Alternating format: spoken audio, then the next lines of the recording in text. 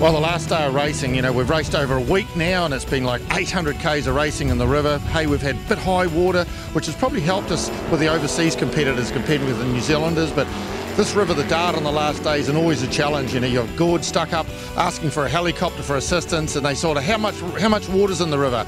They said there's only raindrops. The guy said 100 metres of rope. No, that won't get him out either.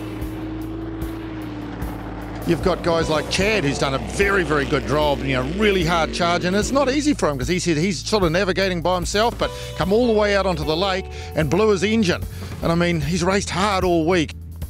But let's not take anything away from John Derry. I mean, John's raced every river extremely well. Hey, he's been a little bit lucky when he left his key out one day of his jet unit, but he's raced extremely well for a 23-foot boat with a turbine engine, because the turbine does not have the acceleration like the big petrol engines, but everything's gone clean for him and certainly finished extremely strong to win this race. We just had a conservative run to get down, and we let Roger Preston pass us because he's about 10 minutes behind us, and we figured if he went past and we let him get a lead, and if he ran aground, we'd go the other way. So we thought that was a pretty smart thing to do.